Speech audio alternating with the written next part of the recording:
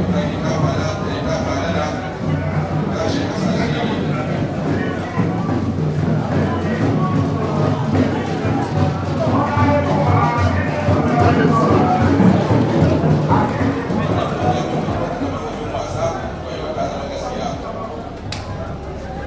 wannan kungiya mun shiga kasashe da yawa mun fita shugabanni waɗanda suke rikta wannan kungiya a kasashen duniya 56 bayan mun buɗe wannan reshe 56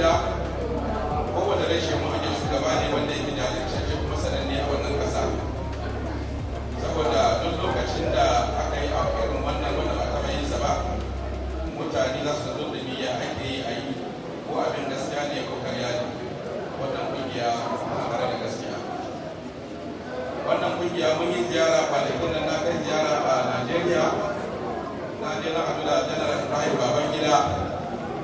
abin da ya fara tambaya na ne kai ne shugaban haɗin kan Hausa da Hausawan duniya da ce na haka ne da shekara da aiki tabbas wannan da aiki saboda na fuskanci kalubale a kan wannan tafiya sosai amma da yake ni soja ne da ku suna da ana kira Muhammad Sami Komanda saboda duk wanda zai yi al'amarin zango shi ya zama soja saboda mutanen zango akwai wuyan al'amari to amma duk lokacin za ka yi aikin Allah to ya kamata kulle kunnuwanka idanunka za ka samu nasara a cikin aikin da za ka yi tabbas wannan kungiya ta kai inda ba a yi zatawa kuma ta shiga inda ba a yi tunani ba yau shi ne ya kawo muka yi kira a ƙasar Ghana muga lalle kungiyar nan sarakuna da manyan 'yan siyasa sun ansa wannan kira tabbas an ansa wannan kira saboda iya jama'an da daga nan alhamdulillahi rabbil alamin to watan nasiha da zan yi na karshe shine game da zangonnan mu lokaci ya kai mu hada kanmu wannan kungiya haɗin kan Hausa da Hausawan duniya ba na kabila ɗaya ba ba na bahaushe kada ba duk mai harshen Hausa wannan kungiyar nashi sa'annan in za ku duba addinin mu bai dabe bambanci ba in dai ka kasance kana musulmi ko kawai iri ne musulmi don wani ne musulmi sa'annan wannan kungiya haɗin kan Hausa da Hausawan duniya Hausa da mai harshen Hausa tabbas wannan abin ya kawo mutane sun yi wannan kungiya da idon basira kuma sun ga tafiyar na Allah abin da muke kira da zambannan mu haɗa kanmu mu fidda son zuciya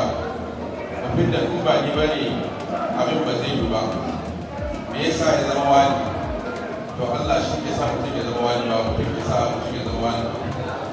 tabbas wannan kungiya muna ma Allah godiya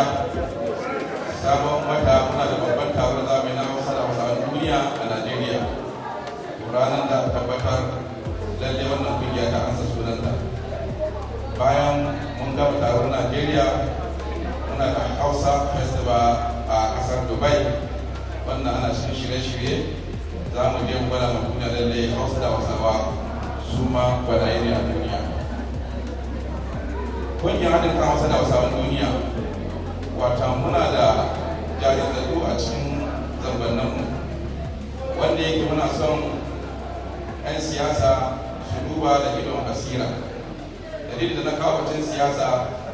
wata siyasa ya shigo za ga an ce